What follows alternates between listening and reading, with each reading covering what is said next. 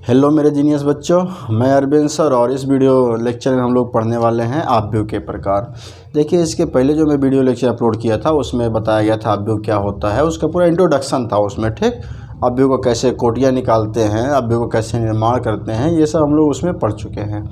तो इस वीडियो में हम लोग पढ़ेंगे अवयव के प्रकार। ठीक, तो देखिए भाई, कॉपी और कलम उठा लीजिए और ध्यान देखिए। थोड़ा सा अगर हम लोग पिछला इंट्रोडक्शन देना चाहे अवयव के बारे में, तो अवयव क्या होता है? संख्याओं या फलनों की आयताकार या वर्गाकार व्यवस्था को क्या कहते हैं? अवयव कहते हैं। ठीक, तो यहाँ पे हम लोग आज पढ़ने वाले हैं अवयव के प्रकार। क्या पढ़ेंगे? अवयव के प्रकार। इसको इंग्लिश में बोलेंगे types of matrices. Types of matrices बोलेंगे। ठीक, अवयव के प्रकार मतलब टाइप्स ऑफ मैट्रिसेस। देखो, यहाँ पे एक चीज़ समझना जरूरी है। यहाँ पे मैं मैट्रिसेस लिखा हूँ, एक होता है मैट्रिक्स। क्या होता है? मैट्रिक्स। तो मैट्रिसेस जो है वो बहुवचन है और मैट्रिक्स क्या है? वो एक वचन है। ठीक, तो यहाँ पे जो नंबर 1 है अपना, वो है एकल अवयव। आप लोग ध्यान देखिएगा, इसका जो नोट्स है उसकी लिंक जो है डिस्क्रिप्शन में दी गई है, आप वहाँ जाके नोट्स डाउनलोड कर लीजिएगा और इसको केवल समझना है। ठीक, पहले आपको समझना है एकल अवयव। क्या समझना है? एकल अवयव। इंग्लिश में इसको बोलेंगे सिंगल मैट्रिक्स। क्या बोलेंगे? Single matrix. तो देखो भाई, एकल अवयव वह होता है जिसमें एक अवयव होते हैं। बोलो, वह अवयव, ऐसा बोल सकते हैं, वह अवयव जिसमें केवल एक अवयव, कितने हो? एक अवयव हो। ठीक, अगर इसका एग्जाम्पल लेना चाहते हैं तो एग्जाम्पल भी ले सकते हैं। जैसे मान लीजिए ये 2 हो गया या 5 हो गया, कुछ भी कर दो, -1 हो गया या 0 हो गया। ठीक, ये क्या होता है? अवयव को हम लोग इस ब्रैकेट्स में जो है रखते हैं। ठीक, या इस ब्रैकेट्स में 3 ब्रैकेट यूज होता है। एक तो ये हो गया ब्रैकेट्स आपका, एक ये ब्रैकेट हो गया, एक ये ब्रैकेट हो गया। ठीक, तो जो अवयव होता है उसके जो कह सकते हैं संख्याओं की व्यवस्था है, उसको हम लोग इन तीनों में से किसी भी एक ब्रैकेट्स में रख सकते हैं। ठीक, एकल अवयव हो गया। इसके बाद आता है शून्य अवयव। ठीक, क्या आता है? शून्य अवयव। इंग्लिश में उसको बोलते हैं नल। नल बोलो या जीरो बोलो, जीरो मैट्रिक्स बोलेंगे। ठीक, तो देखो भाई, ऐसा अवयव जिसमें अवयवों की संख्या क्या हो? शून्य हो। मतलब जितने भी अवयव हों सबके सब शून्य हो। शून्य के अलावा कोई दूसरा अवयव नहीं होना चाहिए। इसका एग्जाम्पल अगर देखना चाहें, मान लो ये हो गया, 0 हो गया, 0 0 0 0, कुछ भी हो गया। ठीक, ऐसे हो सकता है। तो ये क्या है? शून्य अवयव। शून्य अवयव उसको बोलते हैं जिसमें सभी अवयव क्या हो? शून्य हो। ठीक, थर्ड नंबर जो आपका आता है, आप लोग ध्यान देखिएगा, थर्ड नंबर है पंक्ति अवयव। क्या है? पंक्ति अवयव है। ठीक, इंग्लिश में इसको रो मैट्रिक्स कहते हैं। क्या कहते हैं? रो मैट्रिक्स कहते हैं। ठीक, रो मैट्रिक्स क्या होता है? ऐसा अवयव जिसमें केवल एक पंक्ति हो, यानी कि पंक्तियों की संख्या जिसमें एक हो। तो यहाँ पर हम लोग बोल सकते हैं रो अवयव को जिसमें पंक्तियों की संख्या कितनी हो? एक हो। ठीक, उसको क्या बोलेंगे? पंक्ति अवयव बोलते हैं। ठीक, तो यहाँ पे लिख सकते हैं वह अवयव जिसमें पंक्तियों की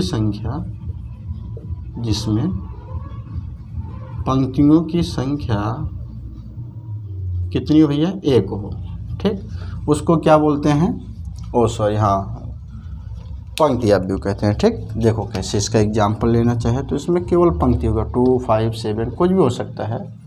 sin x, -1, -0, 2, ओनली फॉर क्या रहेगी? एक पंक्ति रहेगी। ठीक, पंक्ति मतलब समझते हो? जैसे अगर कोई अवयव हम लोग लिख दें, ठीक, इसमें कुछ अवयव दे देते हैं, A B C D E F G H I। ठीक, ये कोई अवयव है मान लो। तो ये जो क्षैतिज लाइन है, क्षैतिज लाइन को कहते हैं पंक्ति। क्या कहते हैं? पंक्ति। इंग्लिश में कहते हैं रो। ठीक, और ये जो ऊर्ध्वाधर लाइनें हैं, ये ऊर्ध्वाधर लाइनें हैं, ठीक, इसको बोलते हैं स्तंभ। क्या बोलते हैं? स्तंभ बोलते हैं, इंग्लिश में कॉलम बोलते हैं, ठीक। क्या बोलते हैं? कॉलम बोलते हैं, कॉलम बोलते हैं, ठीक। फोर्थ नंबर जो है आपका वो पंक्ति हो गया, वो है स्तंभ। क्या है? स्तंभ है, स्तंभ अवयव, ठीक। इंग्लिश में इसको क्या बोलते हैं? कॉलम, ठीक। क्या बोलते हैं? कॉलम बोलते हैं। देखो, जिसमें जो है कह सकते हैं वह अवयव जिसमें केवल एक स्तंभ हो, ठीक। वह अवयव जिसमें एक स्तंभ हो। क्या हो? एक स्तंभ हो, उसको क्या बोलते हैं? स्तंभ अवयव बोलते हैं। इसका अगर एग्जाम्पल लिखना चाहें तो 2, 5, 7 कुछ भी हो सकता है, 1, 2, 3 A, B, C, ये सब क्या है? स्तंभ अवयव, कॉलम मैट्रिक्स, ठीक।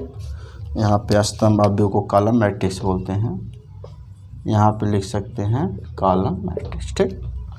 तो ये फोर्थ नंबर हो गया, इसको आप लोग लिख लीजिए, लिखना हो तो, नहीं तो कोई दिक्कत नहीं है। यहाँ पे अगर इसकी भी डेफिनेशन लिखना चाहते हो तो लिख सकते हो। जीरो का वह अवयव जिसके सभी अवयव क्या हो? शून्य हो। जिसके सभी अवयव शून्य हो, ठीक, उसको क्या बोलते हैं? शून्य अवयव बोलते हैं, ठीक। इसको आप लोग लिख लीजिएगा, फिर आगे बताते हैं, ठीक। 4 नंबर हो गया। हाँ, अब आगे देखते हैं फिफ्थ नंबर पे क्या है। फिफ्थ नंबर पे है वर्ग अवयव। वर्ग अवयव क्या होता है भाई? जिसमें पंक्ति और स्तंभ की संख्या क्या हो? बराबर हो। जिसमें पंक्ति और स्तंभ की संख्या बराबर होती है उसको क्या कहते हैं? वर्ग अवयव कहते हैं, ठीक। कोई एग्जाम्पल हम लोग लेते हैं तो यहाँ पर अगला नंबर है, फिफ्थ नंबर है वर्ग अवयव। वर्ग अवयव, ठीक। इंग्लिश में इसको बोलेंगे स्क्वायर। क्या बोलेंगे? स्क्वायर मैट्रिक्स, ठीक। वह अवयव जिसमें पंक्ति और स्तंभ समान है, तो ऐसा लिख सकते हैं, वह अवयव जिसमें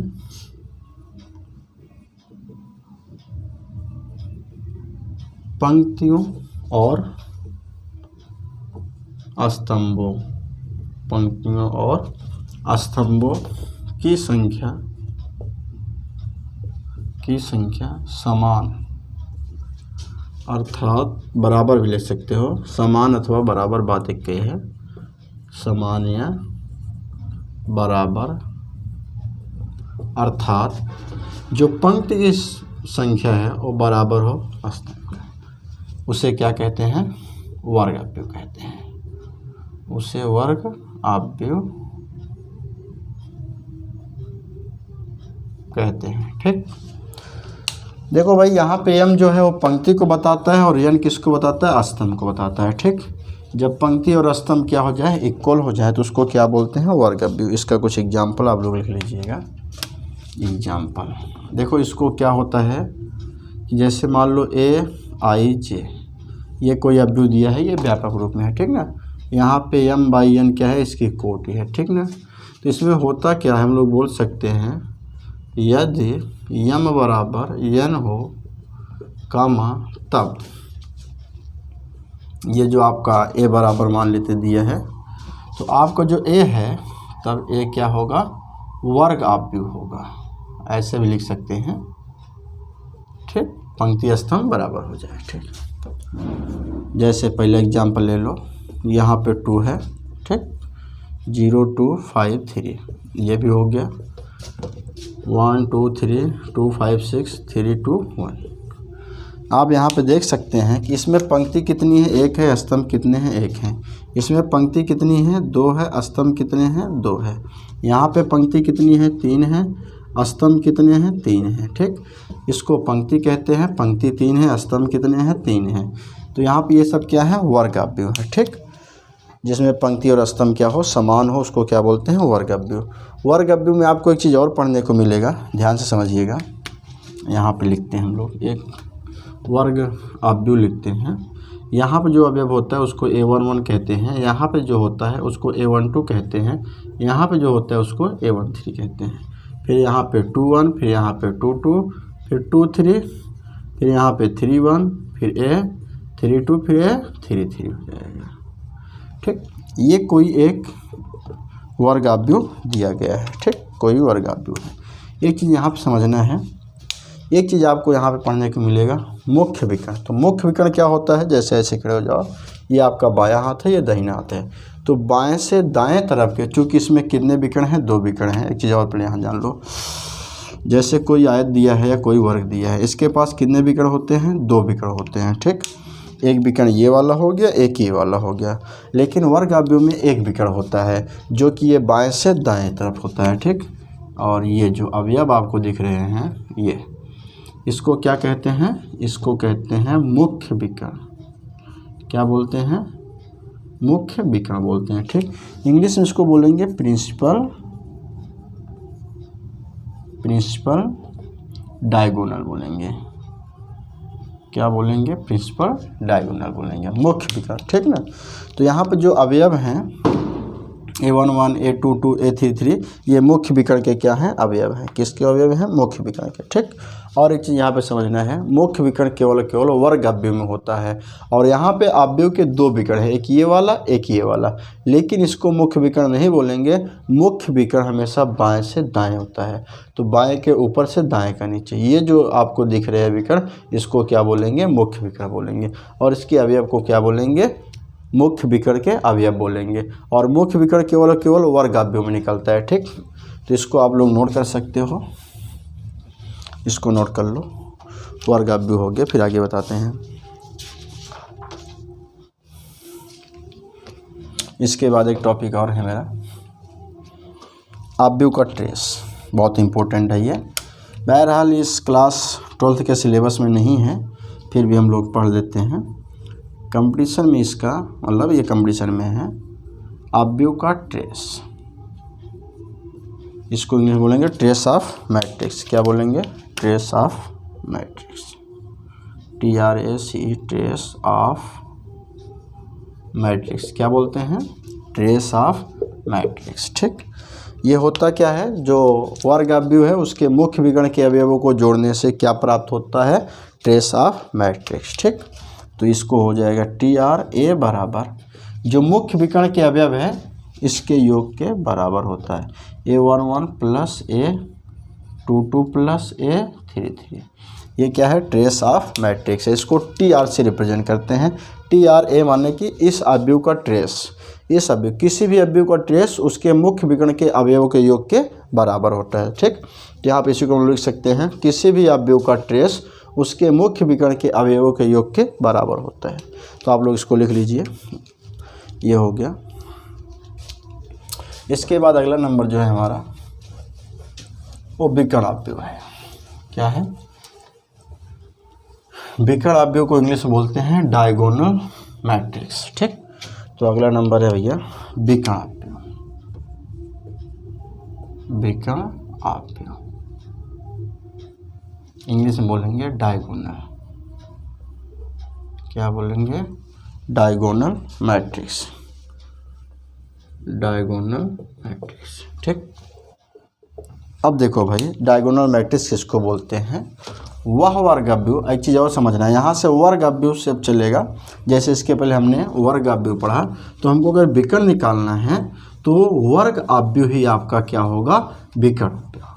ठीक, यानी कि कह सकते हो कि जो विकर्ण अवयव है वो वर्गाव्यूह का बनता है, वर्ग के अलावा किसी दूसरे अवयव का विकर्ण नहीं हो सकता है। ठीक ना। तो विकर्ण अवयव क्या है समझिए, विकर्ण अवयव या मैट्रिक्स बोलेंगे जिसमें वह वर्गाव्यूह जिसमें विकर्ण को छोड़ करके शेष सभी अवयव क्या हो, शून्य हो। यानी कि जो मुख्य विकर्ण है उसको छोड़ करके बाकी सारे अवयव शून्य हो, उसको क्या बोलेंगे, विकर्ण अवयव। जैसे 2 0 0 0 5 0 0 0 7। आप यहाँ पे देख सकते हैं कि मुख्य विकर्ण को छोड़ करके सभी अवयव शून्य हो, तो ऐसा बोल सकते हैं वह अवयव जिसमें मुख्य विकर्ण को छोड़कर शेष या सभी अवयव लिख लो शून्य हो, सभी अवयव शून्य हो। ठीक, क्या हो? सभी अवयव शून्य हो।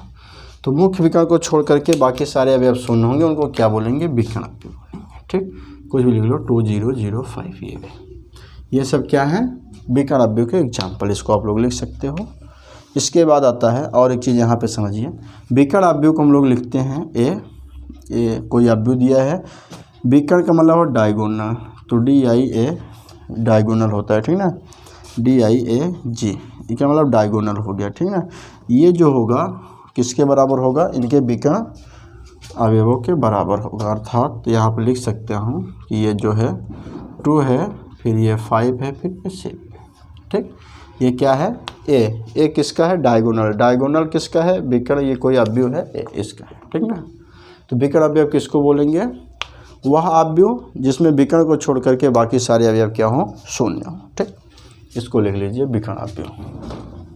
इसके बाद अगला नंबर है मेरा अदिश अवयव। क्या है भाई? अदिश अवयव। ठीक, इसको स्केलर मैट्रिक्स बोलेंगे। क्या बोलेंगे? Scalar matrix.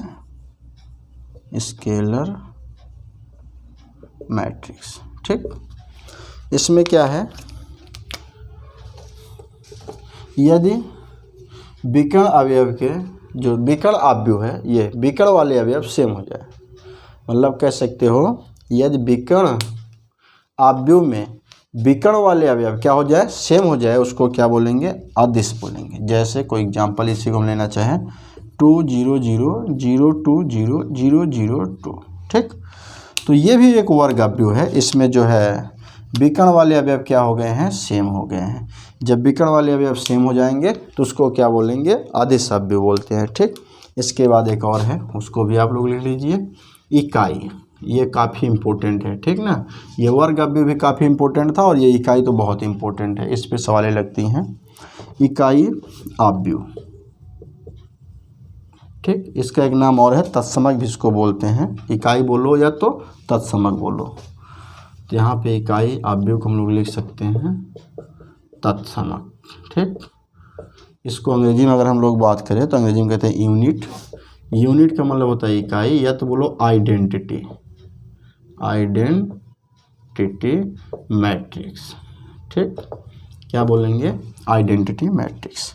अब यहाँ पे समझना है, जो अदिश अवयव है, ये जिसके विकर्ण वाले अवयव एक बन जाए, ध्यान से देखिएगा, विकर्ण वाले अवयव क्या हो जाएं? एक हो जाएं। जैसे 1 0 0 1।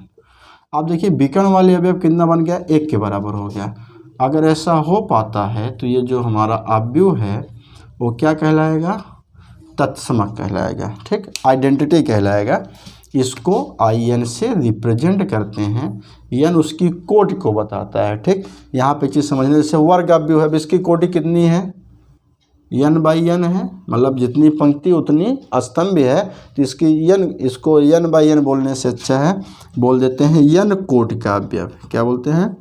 n कोटि का अवयव बोल देते हैं। ठीक, क्योंकि भाई वो जितने स्तंभ हैं उतनी ही पंक्तियां हैं, तो उसको n/n का बोलो या सीधे सीधे n कोटि का बोलो। तो यहाँ पे हम लोग जो तत्समक अवयव है, विकर्ण वाले अवयव क्या हो जाए? एक के बराबर हो जाए, तो उसको हम लोग बोलेंगे तत्समक अवयव। ठीक, इसमें दो चीज़ें बहुत इंपॉर्टेंट है, एक तो I2 निकलता है जो कि यही आपका I2 है। ठीक, एक तो I3 होता है जो कि आपका ये है।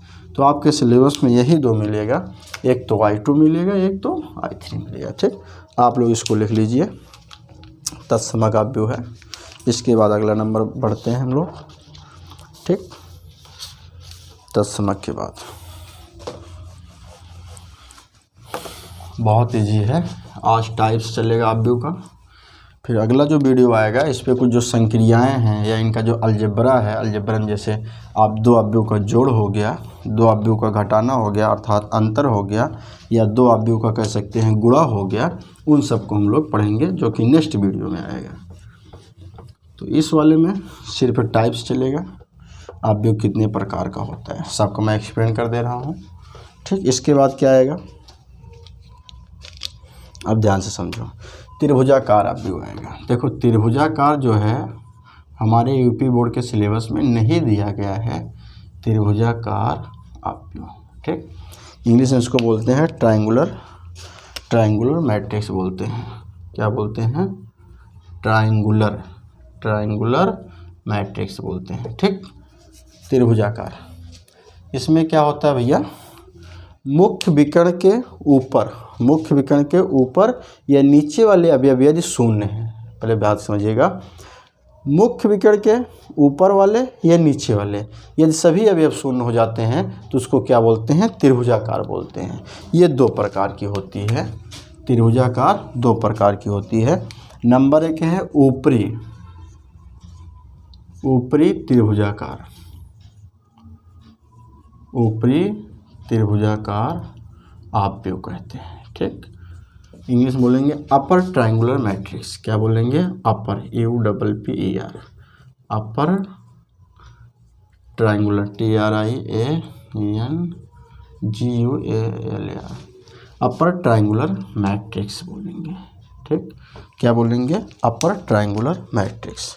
ठीक, तो इसमें क्या होता है बहुत ध्यान समझिएगा, मुख्य विकर्ण के ऊपर वाले को छोड़ करके या मुख्य विकर्ण के नीचे वाले सभी अवयव शून्य हो जाएं। क्या हो जाए? जैसे 2 5 7 0, यहाँ पे एक सेकेंड, 0 3 5 0 0 7। ठीक, यहाँ पे आप देख रहे होंगे कि ये जो मुख्य विकर्ण है इसके ऊपर वाले अवयव को छोड़ करके बाकी सारे अवयव क्या हैं? शून्य हैं। तो इसको क्या बोलेंगे? ऊपरी त्रिभुजाकार। ठीक ना, ऊपर क्या बन गया? एक त्रिभुज के आकार का बन गया, और मुख्य विकर्ण के ऊपर को छोड़ करके बाकी सारे अवयव क्या हैं? शून्य हैं, अर्थात मुख्य विकर्ण के नीचे वाले अवयव शून्य रहेंगे तो उसको ऊपरी त्रिभुजाकार कहते हैं। ठीक, एक होता है, क्या होता है? निम्न त्रिभुजाकार होता है। क्या होता है? निम्न त्रिभुजाकार, निम्न त्रिभुजाकार अवयव होता है। ठीक, इसको क्या बोलेंगे? Lower triangular, TRIANGULAR, triangular matrix होता है। ठीक, इसमें क्या होता है? इसका सेम टू सेम उल्टा हम लोग कर देंगे। क्या होंगे? उल्टा हो जाएगी इसका, यानी कि मुख्य विकर्ण के ऊपर वाले सारे अवयव क्या हो जाए? शून्य हो जाए। जैसे 1 0 0 2 5 0 3 2 5। अब यहाँ पे आप देख सकते हैं कि मुख्य विकर्ण के ऊपर के सारे अवयव क्या हैं? शून्य हैं। इसको देखो नाम से उल्टा है, निम्न त्रिभुजाकार में नीचे वाला रहेगा। ठीक ना, ऊपरी त्रिभुजाकार में ऊपर वाला रहेगा, अर्थात आई मीन्स ऊपरी त्रिभुजाकार में मुख्य विकर्ण के नीचे वाले अवयव सभी शून्य होंगे, और निम्न त्रिभुजाकार में क्या है? मुख्य विकर्ण के ऊपर वाले सभी अवयव शून्य होंगे। थोड़ा सा उल्टा है, आप लोग इसको लिख सकते हैं। यहाँ पे एक चीज़ और देखना है, क्योंकि ये सब वर्ग अवयव का बनता है, तो एक चीज़ नोट यहाँ पे लिखवा देते हैं। क्या है? किसी n बाई n त्रिभुजाकार अवयव में, किसी n बाई n त्रिभुजाकार अवयव में, किसी n बाई n त्रिभुजाकार अवयव में आने वाले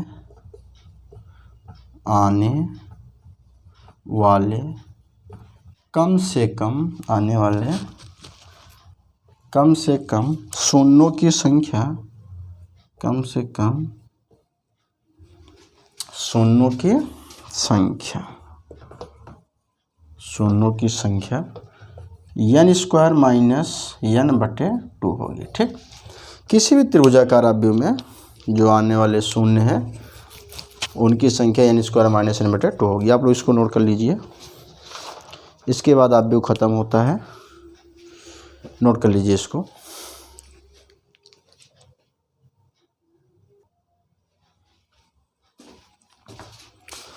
इसको नोट कर लिए ना। देखो बच्चों, अब जो मेरा नेक्स्ट वाला वीडियो आएगा उसमें हम लोग पढ़ेंगे जो ये आव्यूह दिया गया इसकी संक्रियाएं हैं, अर्थात इसका बीजगणित पढ़ेंगे। बीजगणित में क्या क्या आएगा, जैसे आव्यूह को जोड़ा जाएगा, आव्यूह को घटाना जाएगा, आव्यूह को गुणा जाएगा। ठीक, ये 3 को पढ़ करके हम लोग आगे बढ़ाएंगे। तो आज के लिए बस इतना ही, नोट कर लीजिए।